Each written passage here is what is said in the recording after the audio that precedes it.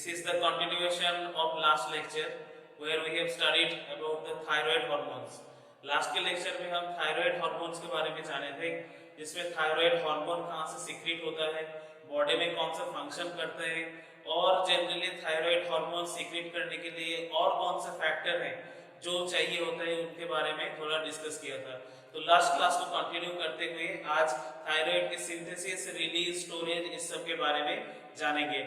और इससे आपका रिक्वेस्ट है कि सबसे पहले आप पुराना लेक्चर को प्लीज देखिए, जिसका लिंक आपको ऊपर सजेशन में और नीचे डिस्क्रिप्शन बॉक्स में दिया गया है। ठीक है, तो हमने जाना था T3 and T4, okay, that is triiodothyronine and T4 is tetraiodothyronine. These two are known as the thyroid hormone और ये दो थायराइड हार्मोन जनरली सीक्रेट होता है थायराइड ग्लैंड से। ठीक है, उसको कंटिन्यू करते हुए T3 and T4 releases from follicles of thyroid gland.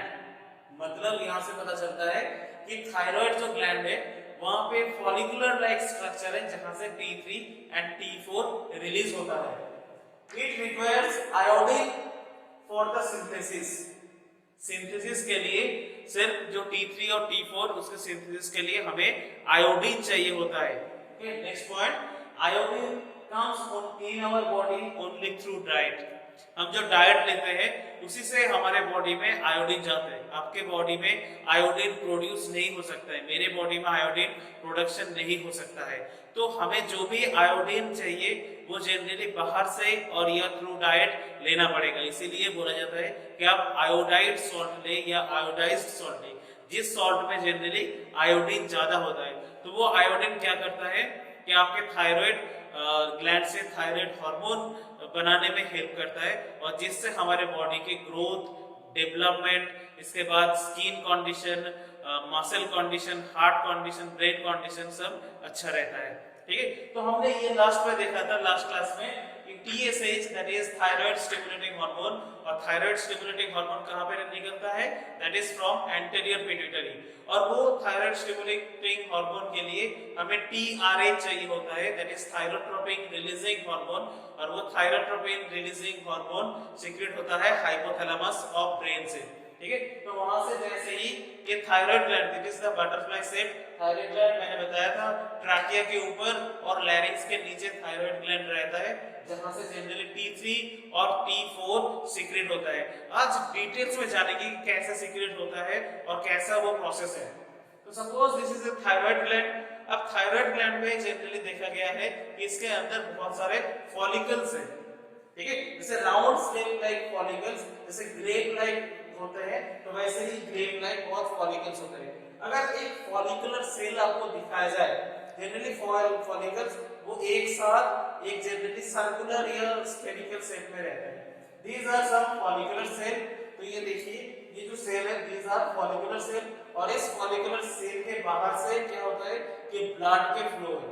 Suppose आपके गले में जो फॉलिकल्स है थायराइड ग्लैंड में, उसके चारों तरफ ब्लड, जो ब्लड सेल आपके बॉडी में ब्लड है, उस ब्लड से जनरली ब्लड सेल लोकेटेड है, सराउंडिंग है, और वहां से इस फॉलिकल को जो भी न्यूट्रिएंट्स ब्लड से चाहिए होता है वो मिलता रहता है।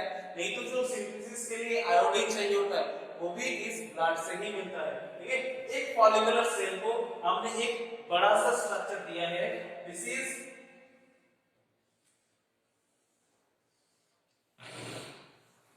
Is one follicular cell.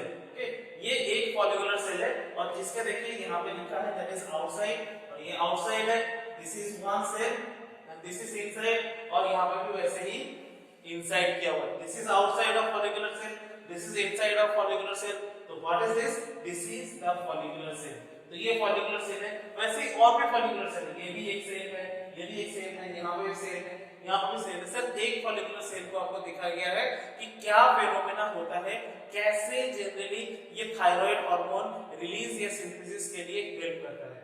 ठीक है, तो ये जो ब्लड है, मैंने बताया था कि आपको आयोडीन चाहिए, और आयोडीन जनरली आपके बॉडी में डाइट के थ्रू से ही आ सकता है। तो जैसे आप कोई भी डाइट लेते हो जिसमें आयोडीन है, तो आयोडीन आपके ब्लड में है। So this is the blood vessel. Okay, this is the blood vessel just outside of the follicular cell. Okay. और इस ब्लड वेसल में जनरली आपको पता है कि बहुत सारे टाइप के आयंस रहते हैं, हो सकता है कैटायंस, हो सकता है एनायंस, और ये एक्स्ट्रा सेलुलर आयन जो भी है generally chloride, sodium, potassium, calcium, magnesium, iodide, chlorine, ठीक है, तो हर कुछ है। तो यहाँ पे आयोडाइड भी है और इसके साथ साथ और भी सारे आयंस हैं। तो ये जो फॉलिकुलर सेल है यहाँ पे एक सिम्पोर्टर है। सिम्पोर्टर मतलब जो जनरली ट्रांसपोर्ट करता है SIM, that means one sided, ठीक है, तो एक ही साइड में वो ट्रांसपोर्ट करता है। आपको पता है एक्टिव डिफ्यूजन, पैसिव डिफ्यूजन या ट्रांसपोर्ट, तो उस ट्रांसपोर्ट की वजह से क्या होता है कि सोडियम और iodide, sodium ion and iodide ion एक साथ सेल के अंदर ट्रांसपोर्ट होता है। From where? From the blood vessel. जो ब्लड में आपके सोडियम और आयोडाइड आयन है, the sodium and iodide ion generally transport inside the follicular cell of thyroid gland, ठीक है, और इसमें जो हेल्प करता है that is known as NIS।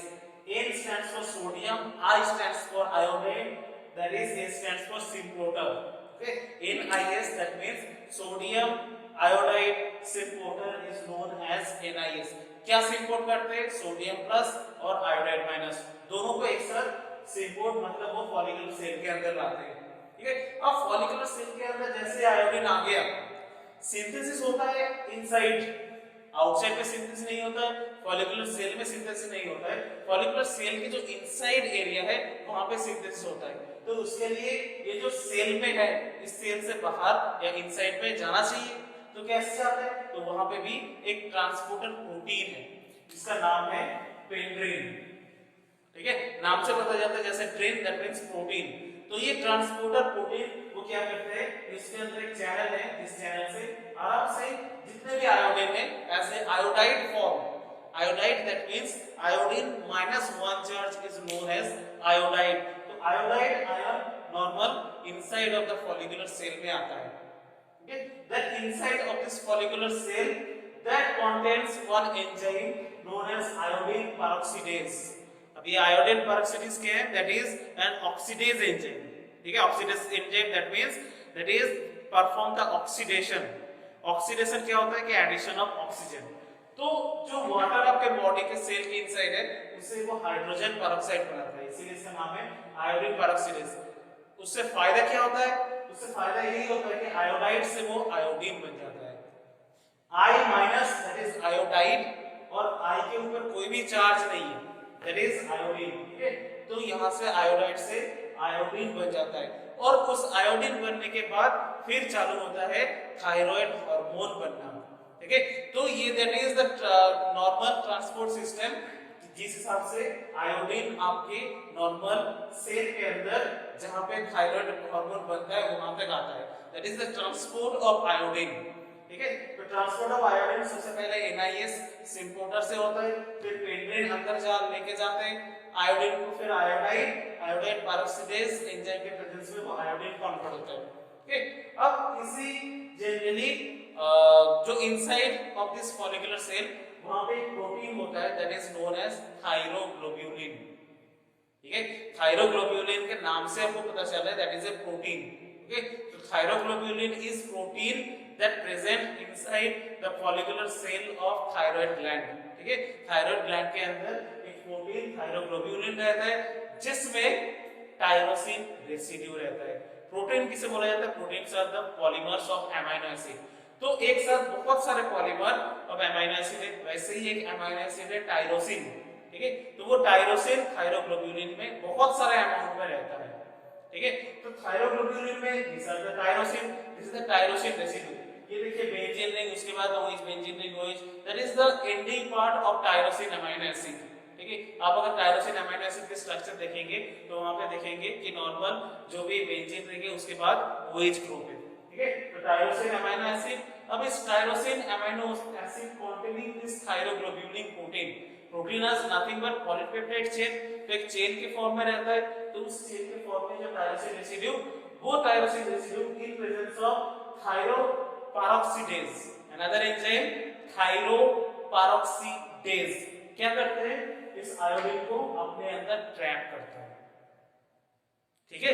That means तो टायरोसिन अब नाउ आयोडोटायरोसिन, ठीक है, tyrosine that is iodine accept होता है।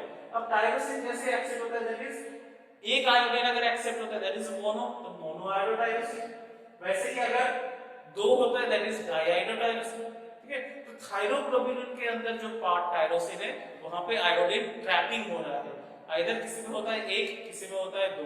तो अगर एक होता है दैट इज मोनोआयोडोटायरोसिन, वैसे दो होता है दैट इज टायरोसिन। ठीक है, तो अब यहाँ पे क्या होता है कि नॉर्मल एक के दूसरे के साथ कंजुगेशन मतलब एक दूसरे के साथ जुड़ जाना। तो कभी मोनोआयोडोटायरोसिन डाइआयोडोटायरोसिन के साथ कंजुगेट होता है और कभी डाइआयोडोटायरोसिन के साथ कंजुगेट हो सकता है। यही तो पॉसिबिलिटीज है अगर आपके पास मोनोफॉर्म है और डाई फॉर्म है। ठीक है, तो जनरली मोनो डाई के साथ टाई अप होता है कभी कभी, और कभी कभी डाई और डाई के साथ टाई अप होता है। मोनो के साथ नहीं होता है क्योंकि मोनो आयोडोटायरोसिन बहुत कम अमाउंट में रहता है। ठीक है, तो मोनो आयोडोटायरोसिन और डाई आयोडोटायरोसिन दोनों मिलकर बनाता है T3 और डाई आयोडोटायरोसिन दोनों मिला के बनाता है T4। तो ये देखिए just equation like MIT plus DIT equals to T3, DIT plus JIT equals to T4। ठीक है, तो ये T3 और T4 जनरली थायरोग्लोबुलिन में ही बन जाता है।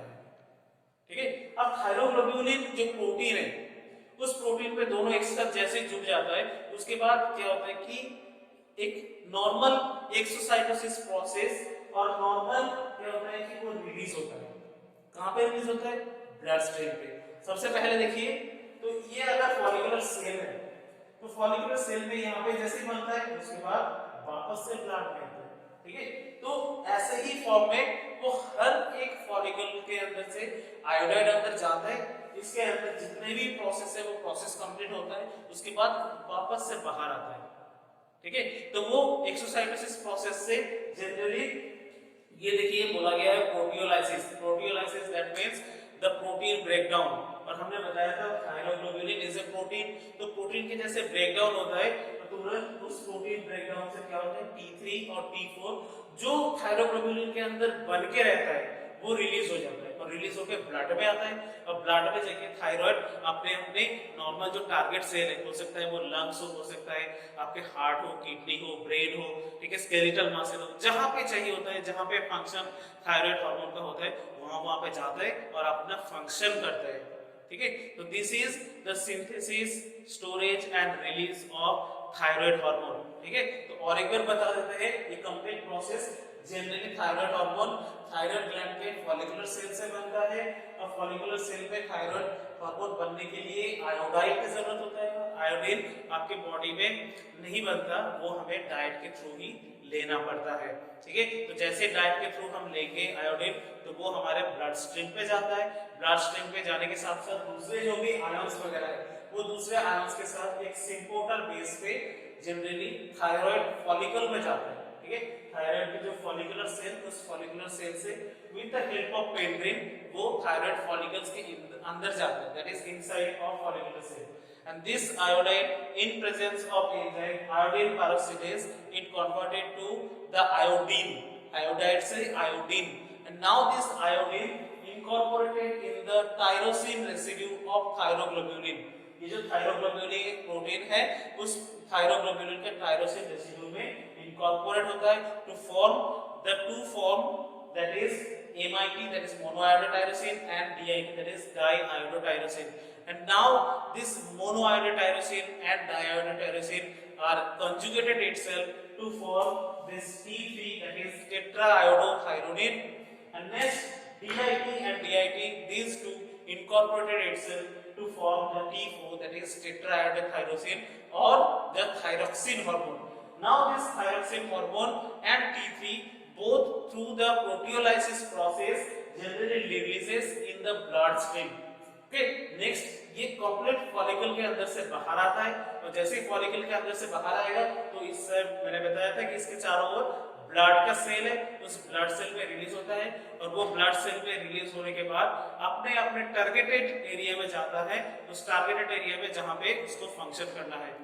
वो टारगेट एरिया हो सकता है CNS, हो सकता है आपके नॉर्मल हार्ट, हो सकता है मसल, हो सकता है आपके नॉर्मल प्रॉपर किडनी लिवर किसी भी जगह पे जाके वो अपना फंक्शन शो कर सकता है, ठीक है। तो this is about the synthesis, storage and release of thyroid hormone.